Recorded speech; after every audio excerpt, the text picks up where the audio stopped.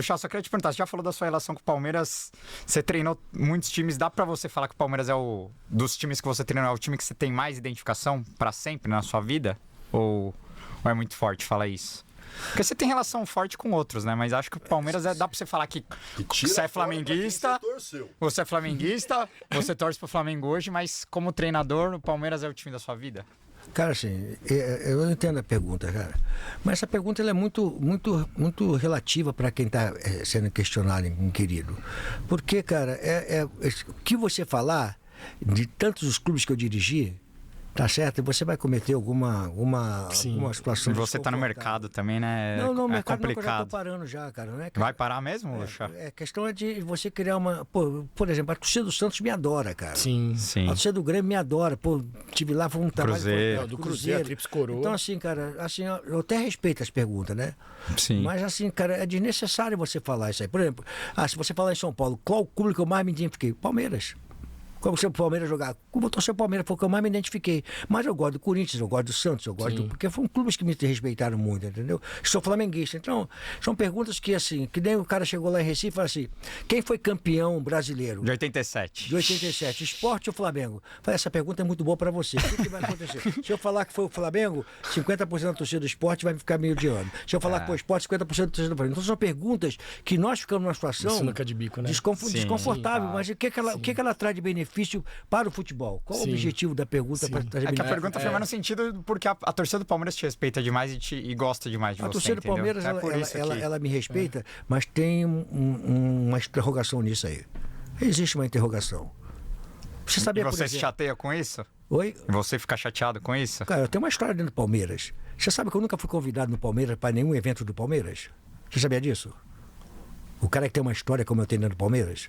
E isso por quê? Por politicagem? Aí você fala assim, que o Palmeiras... Eu respeito o Palmeiras. Eu entendo o Palmeiras. O Palmeiras está dentro do meu conceito, um clube que me deu uma oportunidade que eu ganhei. Mas eu não entendo o Palmeiras não me convidar para um aniversário do Palmeiras, cara. Você entende? Então você me pergunta coisas que você quer saber, mas que são conflitantes, cara. Sim. Porque a pergunta é a seguinte: por exemplo, a Mancha Verde podia me chamar, o Luxemburgo prestar atenção, que tipo eles mandam. Por que aquilo ali? Para dizer que eles são fortes? Eu sei que a torcida é importante, mas para que isso? Desnecessário. Então são coisas desnecessárias que às vezes quem está sendo entrevistado, ou a pessoa que está ali, ela fica numa situação desconfortável para responder, porque ela interessa a quem? Por quê? Porque a imprensa tem direito de perguntar o que quiser? Tem um limite. Mas é que o Palmeiras, a gente entende, e o Palmeiras é um entende. caos, Lucha, que o Abel vive isso hoje. E, cara, a mesma Mancha que quebrou seu braço lá naquele episódio no aeroporto, teve diversas situações, fez um mosaico pro ser lindo lá na final do Paulista, que você deve ter amado aquilo. E mesmo com o Abel, a Mancha pintou a bandeira de Portugal, cara, esse ano na final do Paulista, mas na cabeça da organizada, os caras acham que, cara, tem que ter cobrança e tem que ter apoio. Vou falar um negócio pra você aqui, tira o coração palmeirense, vou falar como cidadão. Sim. Tem que pensar uma coisa como cidadão. Tem uma moção de coisas dentro de uma discussão. Que não é só questão de... Você, torcedor, vou colocar você como torcedor. Então, é que vocês estão fazendo aqui um podcast do Palmeiras. Então você vai me perguntar muita coisa como torcedor. Tá certo? Mas tem muita coisa que nós do lado de cá, que somos profissionais, não entendemos como é que funciona isso, cara. Sim. Entendeu? Que você não consegue entender como funciona aqui, nós não conseguimos entender como é que funciona aí. Então essa discussão ela vai ser sempre ambígua, vai ser sempre uma coisa meio... bem relativo, né? Bem relativo, entendeu? E professor, você estava falando aqui, você tá no mercado ou não tá no mercado? Se vier uma proposta de um clube grande ou algo interessante, até de uma seleção, talvez, que é algo que tem um ritmo mais... Eu tenho tido convite constantemente, não vou deixar nunca de ter convite, porque bate na minha porta a todo momento. Tá. Convite a todo momento.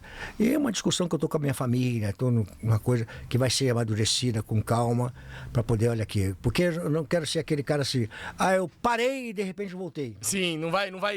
Se eu parar, deixa aberto. Porque eu parei mesmo. Então tem que amadurecer bastante isso aí para poder tomar decisão. A tendência é parei, mas não vamos com calma. Vai que, né? Tá. Parei mesmo. Eu tenho meus amigos, a gente vai jogar um baralho, tomar um vinho, curtir um final de ano lá em Alagoas, uma cachaça Brejo do Boi, que é a cachaça que a gente produz lá. Pô, acho que experimenta essa cachaça aí. E a gente quer fazer o torneio de pôquer do Pó de Porco só pra palmeirense. Se a gente fizer, vocês vão encostar? Bora.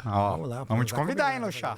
Maravilhoso. Então, assim, cara, tem muita discussão que Sim.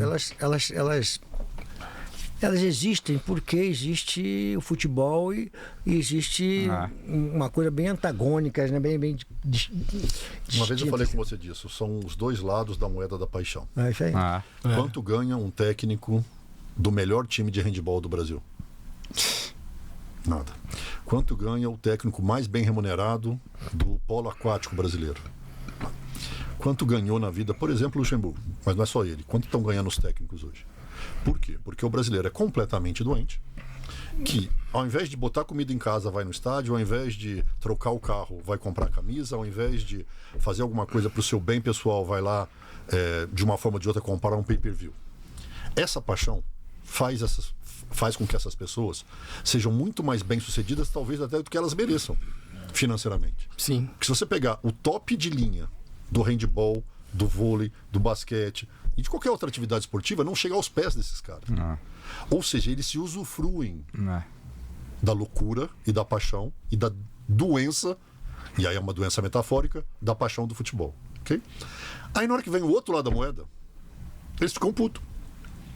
Mas é natural, ninguém gosta de ser achado, sabe? É uma relação difícil. É uma relação difícil. Eu amo o Abel, tenho Todos Somos Um tatuado aqui. O Palmeiras perdeu pro Flamengo agora na Copa do Brasil jogando nada. Eu na coletiva falei que o time foi uma merda. Ele ficou puto, mas fazer o quê? A relação é essa, né, Lucha? A briga minha com meus irmãos. A gente é apaixonado pelo clube, a gente quer ver o Palmeiras bem, quer ver o Palmeiras ganhando. Quando o Palmeiras perde, a gente fica puto, cara. Assim, só que é o técnico saber separar o trabalho do comunicador da imprensa e a gente saber separar o trabalho do técnico com o ser humano ali, entendeu? Quando eu critico... Isso é a parte do ser humano que chega a uma certa hora que afeta o cara, sabe? Que é na ele tá criticando a pessoa jurídica, não a pessoa física. Só que o cara, às vezes, mistura, né? E aí fica... E aí foi o que o Luxemburgo falou. Ele tá dando esse conselho pro Abel, né? Não confronta. Olha que eu tô aqui com vocês aqui, bem aberto, bem tranquilo. Tá tudo do cacete, estamos discutindo tudo aqui. Eu tenho certeza que amanhã quem tá ouvindo isso aqui vai falar: o Luxemburgo criticou o Abel. Eu tenho certeza, vão fazer corte dizendo que eu critiquei o Abel, que vão tirar aquilo que interessa para poder dar clique, para poder ganhar audiência. E não analisando o contexto. A nossa parte não é de vocês, não. Sim. Nós estamos aqui falando, cara. Claro, Tá claro. tudo bem. Vocês estão falando aqui tudo e tem que falar. Sim. Mas vai estar alguém ouvindo isso aí que tem interesse de colocar na página dele. Do podcast de vocês, provavelmente Não vai de fazer vocês, algum não. corte, vai colocar na imprensa. Vai fazer assim. corte. E aí, quer dizer, vai sair Luxemburgo. Não tem crítica zero. Um baita de um profissional. A discussão que nós tivemos ser melhor, maior, melhor. Eu acho que nós estamos inseridos no contexto da história do Sim, Palmeiras. com Ninguém vai certeza. tirar, nem eu, nem o Abel, nem o Filipão, nem o Brandão, nem ninguém. Entendeu? Nem o Filpo Nunes, que foi lá atrás da primeira academia. Então, quer dizer, nós estamos no contexto. Agora, a discussão vai existir sempre. As pessoas têm que entender o seguinte, que existe um limite para a crítica. Existe um limite para a crítica. Claro. Tá? Você pode ser clubista, você pode ter o direito de torcer Palmeiras, mas tem um limite para você criticar o profissional. A partir do momento que você critica, entra numa situação mais pessoal do que você pensa e não de uma análise do contexto, aí é complicado. Aí perdeu razão. Porque a maioria, muito dos analistas de futebol, o que ele pensa é uma regra e tem que ser seguida. Não. Ele é analista.